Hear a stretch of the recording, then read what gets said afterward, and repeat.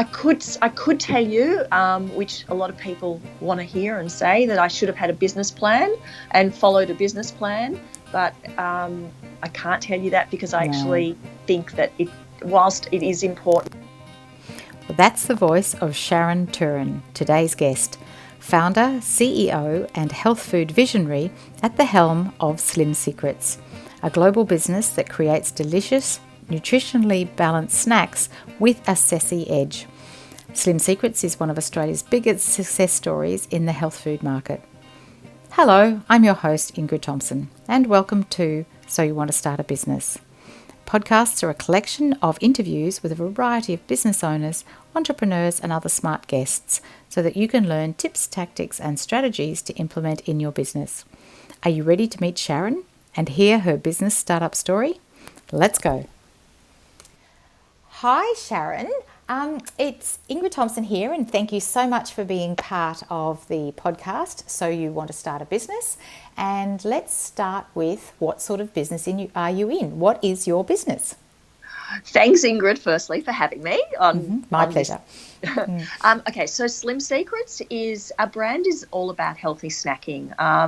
We're part of what's called the FMCG, fast-moving consumer goods, and so it's all about healthy snacking. Our mission is really to offer a wide variety of convenient, delicious, but also nutritionally balanced snacks to help people nourish their lives, and also, for those that want to pursue a healthy and active lifestyle.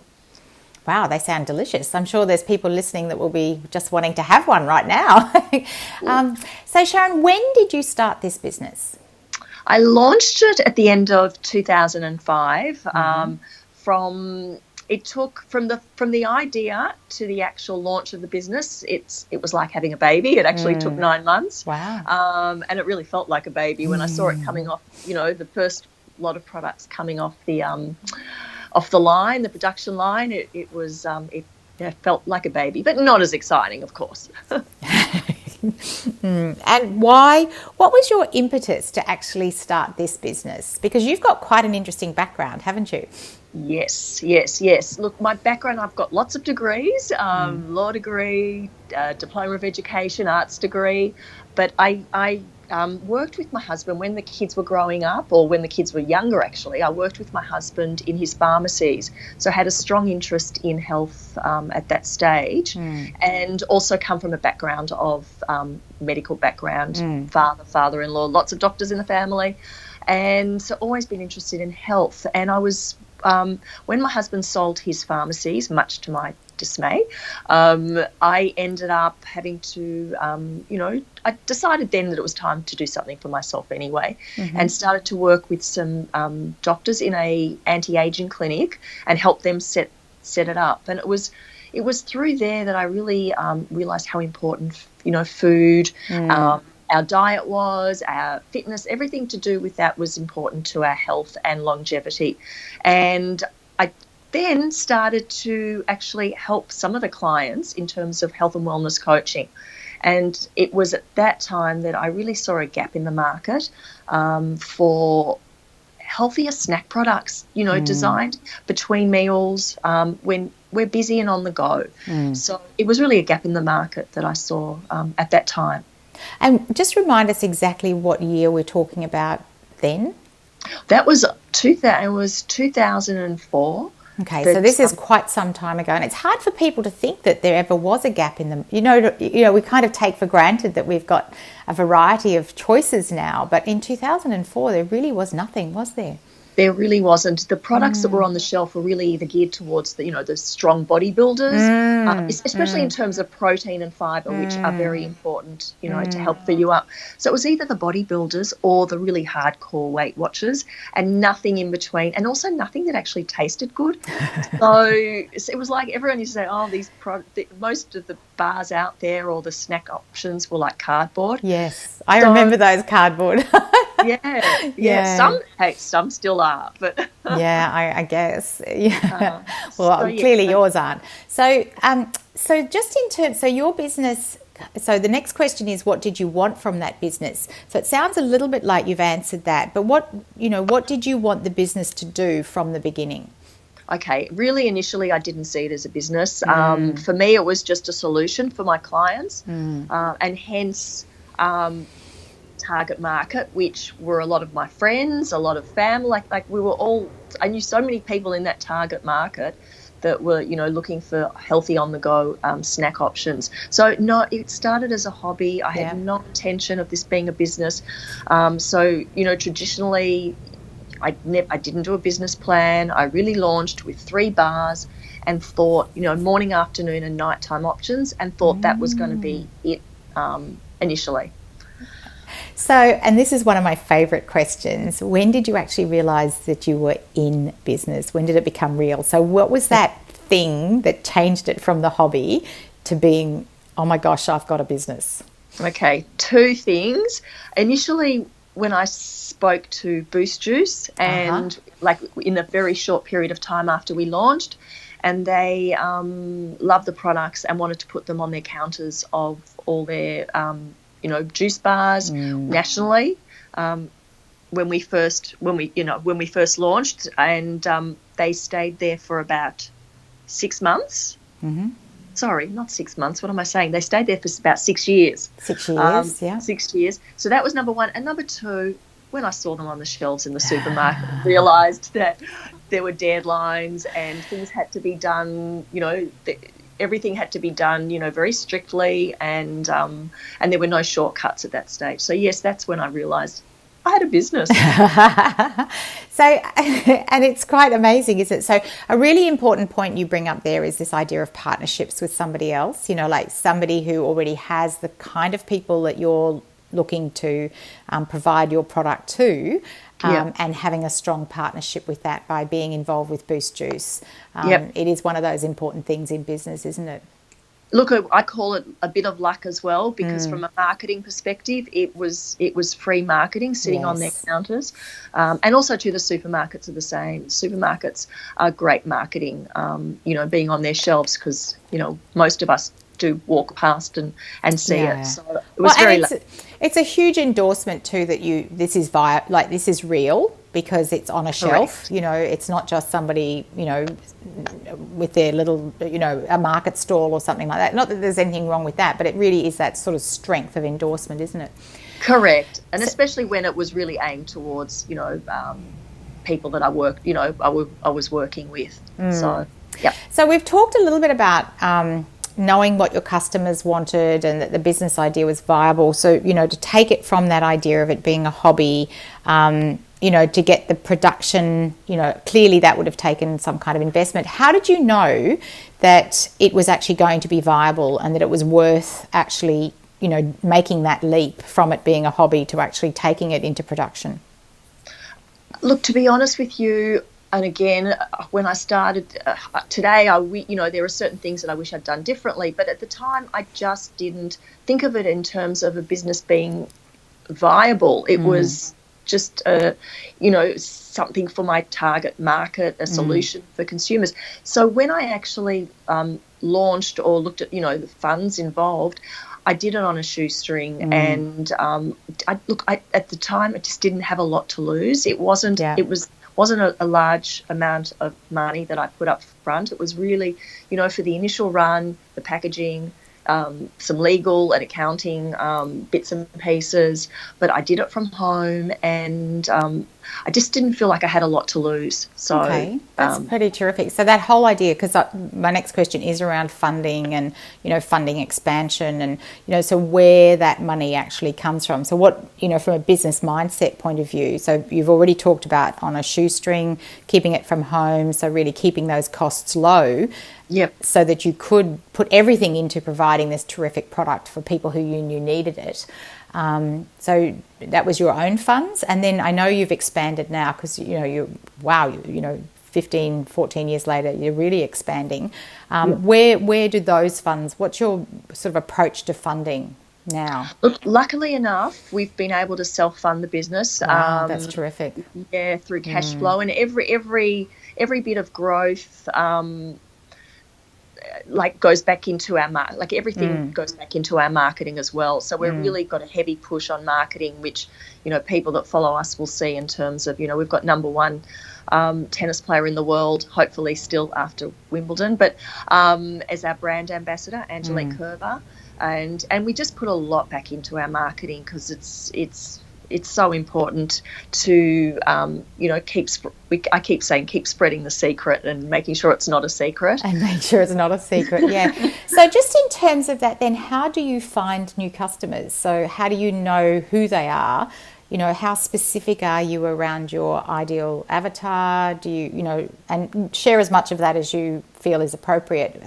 But, just in terms of how do you know who that is, why you choose someone like a tennis player, and I know that you also have a singer who is one of your brand ambassadors. Yes. So, could you talk a little bit about, could you talk a little bit about finding customers and that process that you use, please? Sure. Look, our target market is quite broad, even though, it's quite a female-oriented product.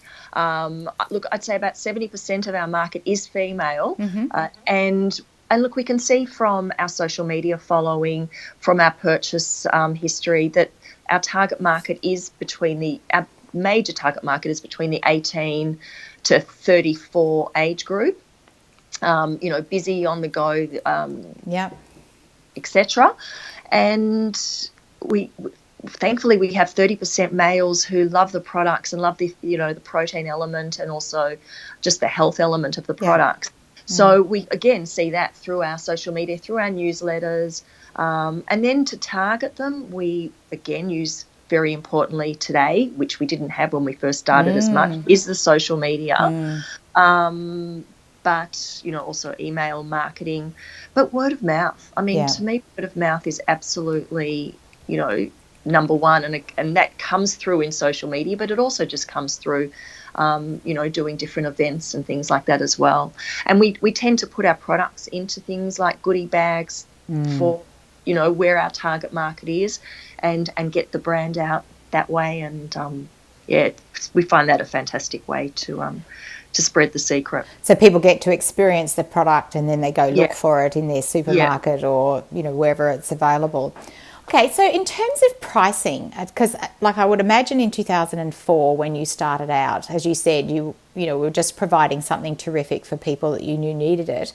And then gradually as you, went into supermarkets and now, there's a myriad of these sorts of products to choose from.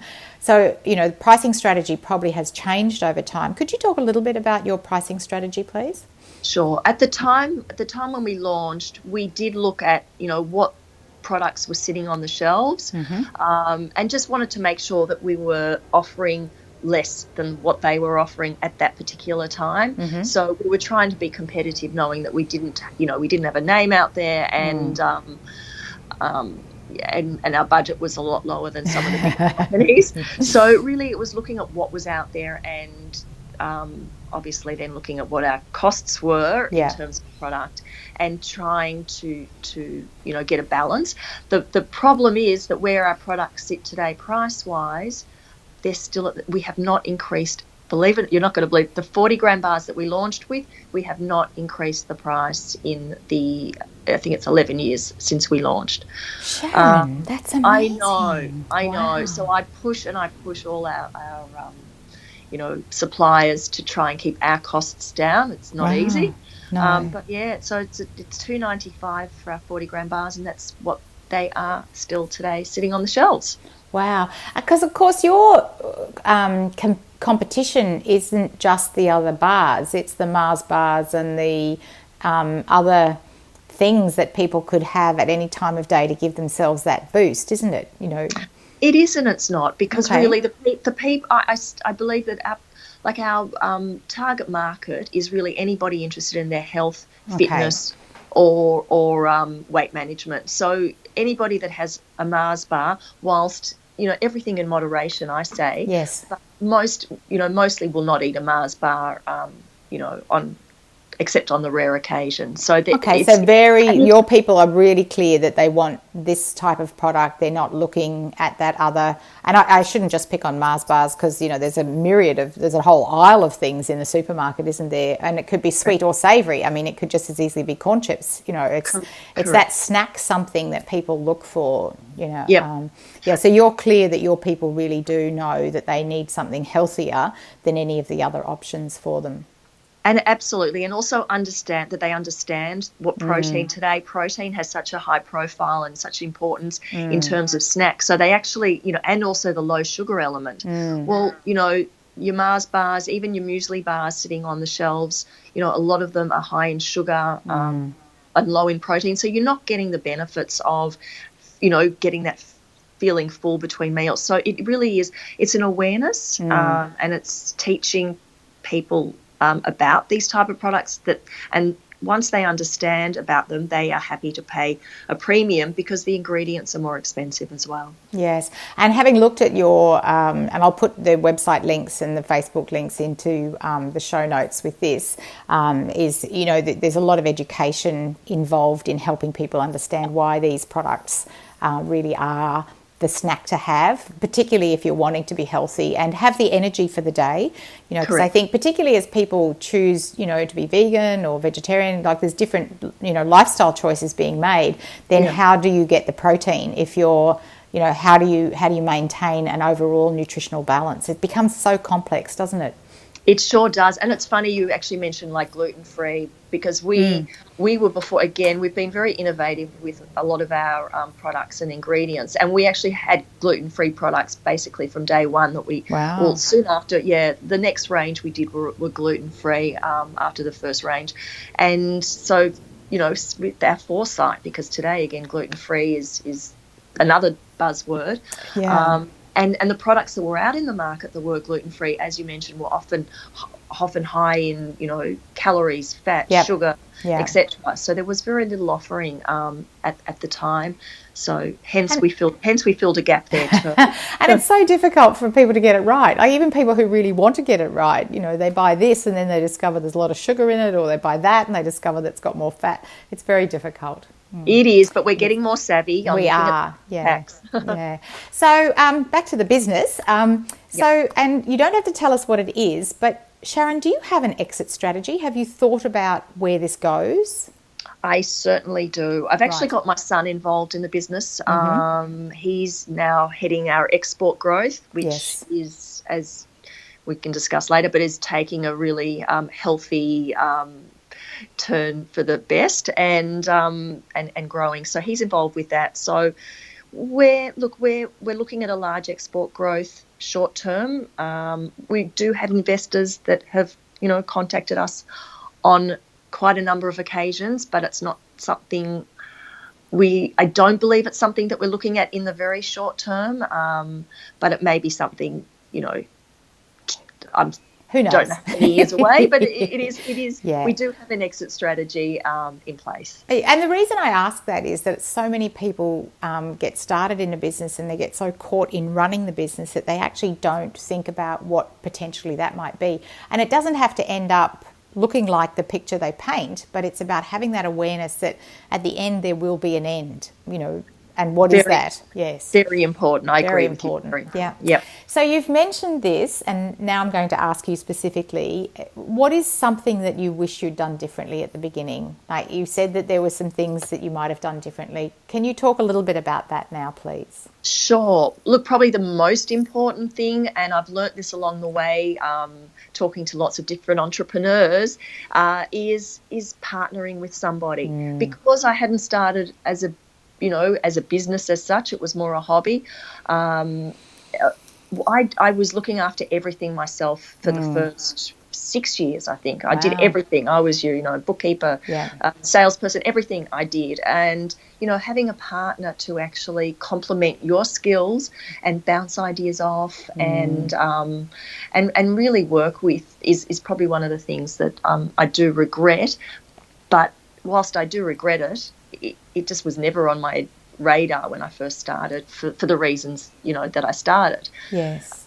But, now I've got Jamie, my son, involved in the business. So that in itself is, part of a solution, but it's definitely one of the things I do regret. Yeah, and it's not it's so easy in hindsight, isn't it? Because when you're doing it, you don't realise that the half hour you spend here or the hour you spend there doing activities that somebody else could do differently, you just do them. It's not, you don't deliberately go, well, I'm not going to let someone else do that. It's just done before you even realise, isn't it? So definitely. And even things like going on holidays, it's, when I go away, it's very hard to switch off. Whereas if I knew I had a partner, looking after everything and having, the same passion that I have in the business, it would definitely have helped in the early days. Now I'm actually, it's a lot better. It's a lot better.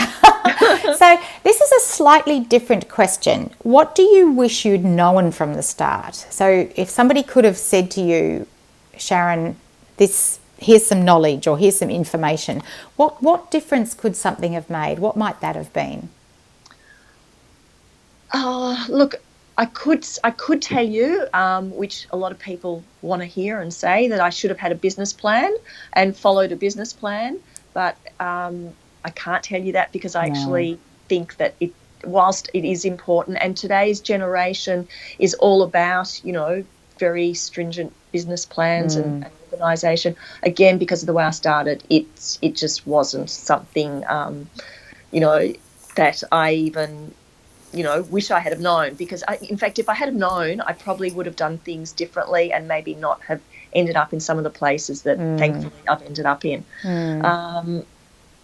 Well, there's quite a number of things, but I think if there's anything I wish I'd known before I started, probably that we make lots of mistakes along the way, but sometimes a mistake offers you an opportunity that, you might not have had otherwise. And there's loads of stuff and there's loads of stuff that, we've saved, that would have saved, me a lot of time and made things easier if I had known about them at the start. But sometimes I think if you just roll up your sleeves and get on with it yourself, it's very important, in terms of growth. I really like what you said about the business plan, because I remember talking to Maggie Beer, being at a lunch that she was at, and she was saying that she didn't have a business plan. They've never had a business plan. And wow. Maggie Beer that makes me feel better. Well, and and I remember the room, it was all bankers and finance people, and they all gasped when she said it. I mean, she's so adorable. And she said, we kind of did this thing on the back of an envelope, and, that's how we've always approached. Now, I'm sure somewhere in that machinations of her business, there is somebody doing some kind of number crunching somewhere. But, philosophically, that's not her approach. And, I think when I hear you and a number of people who've said this idea that if you can plan things to the nth degree, and it actually it curtails or in some way restricts your ability to go on and have a terrific business. So I think it is a fine balance between planning and being able to say, okay, let's just provide. But I think the key in what you're saying is provide the very best product to the people who need it and want it. Absolutely. And keeping a focus on that is your plan. Like that actually is your plan. Yep, 100% right. And just keeping on with innovation and absolutely. And that can be your plan. Like, to me, that's the business plan, and the number crunching can be done as kind of a viability thing. But, what is your actual goal? What is that what is it that actually creates a business? Okay, so you've talked about your son, and he's now involved, particularly because of the expansion. Have you had other people along the way who've been, and you can either mention their name or not, who've been good assistants to you and your business? Okay, so without a doubt, all of my family, they've been all involved in different ways from the early days. For my husband, who then left pharmacy, he became a professional business speaker, and there were times, and there still are times, where it's like, oh, this is too much, or I just need someone positive to me going, and he's been absolutely fantastic. So my husband, my son that I've mentioned, I've got a daughter who actually was involved with us in our looking after some of the marketing before she fell pregnant, and has now 2 little gorgeous babies. And then I've got my youngest son, who's my best taste tester and biggest advocate, and he loves all the protein and always giving advice. So family, without a doubt, has been of great assistance. I've then also had people working with me in the business, and we have a very small group of us, and I've had a girl called Nicole who no longer works with me, but she helped me in the first few years, and now Angela, who's awesome, and my right hand person. So on top of that, I've got amazing mentors too. So I've got people, I've got friends that if I need to bounce ideas off. My parents are terrific. All my family, to be honest with you, extended family, are all very entrepreneurial, and they're great to bounce ideas off. And just if I need anything, they're always there. So it sounds like having that network of people around you has really been of assistance, and that's really helped to get you to where you are today. Definitely. And the network, look, it does extend beyond family and close friends, because I'm involved with Business Chicks and lots of other organisations as well. So terrific. I think it's so important for people to have people around them, isn't it? Yeah. Absolutely correct. Now, in terms of feedback, you said your youngest son is terrific at taste testing, and you've got a right hand, and your husband helps you to keep going when you feel like you just want to stay under the doona. But who can give you good feedback? Where do you take your feedback from? A lot of it's social media as well. And for example, we just launched a reformulated product range, and we sent out we had a competition, and we sent out products to the winners, and the immediate feedback we got was absolutely sensational. And look, it's not always going to be positive. Not everybody's going to love everything. That's why you have so many products and flavors. But really, our target market and our customers give us the best feedback. Yeah, and we get that so immediately now, don't we? I mean, in 2004, and it's hard for anybody to believe that none of that even existed back then. But that evolution, you can have absolutely same day, immediate feedback on almost everything, can't you? You can, and it can be a bit scary. So, Sharon, what would you tell someone who came to you, or if you happened, and the listeners to this program, what would you say to them who are now embarking on starting their own business? I think it's, be prepared to work hard. Nothing comes easily. Also, as I mentioned previously, be prepared to make mistakes, but making mistakes actually is the best learning curve. Yeah. And just to give it a go, because really the rewards can be absolutely incredible in so many ways. And just from a growth, for myself. I mean, I've grown as a person as a result of Slim Secrets, and it's just an amazing, empowering feeling to see something start from scratch, or starting any business. It doesn't have to be from scratch, but actually, working on it and building it up. So I think it's very empowering. It is. And, to go back to 2004 when you had 3 products and, that's what you offered, and then gradually built it from there, it's that, okay, take something and get started with it, yeah. That's it. Sometimes people wait too long and they're waiting for the I don't know. The full range or... Yeah. But it's, put your toes in and give it a go, and, you don't have to always take the plunge straight up. And there's so many people now, in America they refer to it as side hustle, which I think is a lovely expression, or, having a hobby that kind of runs into an interest that then becomes a business. So you don't have to just give everything up and invest, sell the farm to invest in the business kind of thing. But, you can do it at weekends, and the internet and the technology now allows people to have so much more ability to just set the toe in the water, as you say. Definitely. Now, you've alluded to a number of things, and I could probably think of the 3 characteristics for you, but what do you believe are the 3 characteristics that have made you successful? Those 3 characteristics, what words would you use? Probably work ethic. So working hard, building relationships. For me, the best part about what I've done is actually build relationships, and it's actually been one of the reasons for our success, I believe. Number 2, without a doubt, is persistence, but without pressure. And number 3, being adaptable and flexible is very important. And given your very extensive background, that adaptability shines through, doesn't it? In terms of that you've done a number of different things, and then you've turned yourself to this. And even as you started this, it could have gone in any one of a number of directions, but this is the one. And now, as you make this, do you want to talk a little bit about what's happening this month? And I've saved that till the end, but it's a pretty exciting, I was going to talk about it earlier, but I thought let's just go through this, because what's happening now for your business is pretty amazing. So do you want to talk? Yeah, just tell us, please. Very exciting. Look, we've been exporting our brand overseas. It does go overseas. Exporting our brand for over, basically since when we started. And we're doing it now to about 13 countries. But as of a week ago or 2 weeks ago, we actually signed with a very reputable and exciting Chinese distributor and marketer. So they actually not only distribute, but they also market. And, they've distributed the likes of Manuka Honey and some other great brands. So we are very excited with this new relationship, and look to really grow The Secret in China. We're actually at the moment doing some marketing over there too.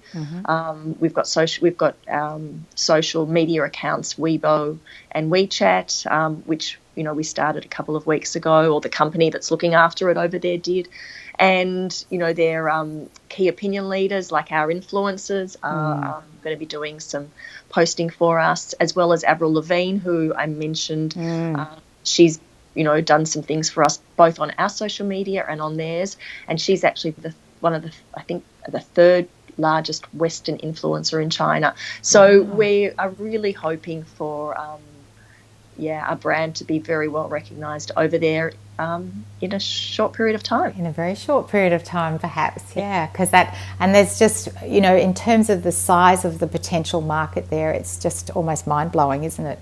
It is. And they're very much into, they're just starting to understand. They're a little bit behind us in terms of our Western eating habits, and they've just understand the importance of protein and health, and you can see from all the vitamins that they're now buying. So it's building awareness with them and showing them how our products can help them to look and feel good, which is what they really would like. Yeah, that's all the very best with that. Thank you. And Sharon, thank you so much for your time today. I just love the whole health and wellbeing space anyway, and to know that there's such a lovely family story behind a range of products that are available, and there's something for everyone in your product range. So is there anything else before we finish that I haven't covered, or that you haven't had a chance to say, that you'd like to add? Because our audience are people who have ideas for products, they have ideas for services. There's a lot of health and wellbeing professionals that we know listen to the podcasts. Is there anything else that you would add to encourage or inspire them?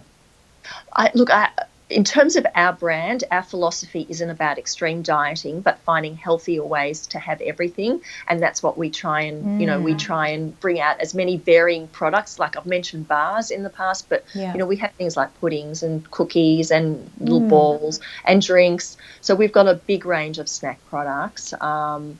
So from our brand perspective, there's a lot of growth opportunities. So I think in terms of, starting a business, it's also important to look at where you can, get those growth opportunities. And once again, even though I hadn't started with that in mind, I was actually very lucky, and there is, huge growth potential in what we do, and in so many of the businesses out there as well. Yeah.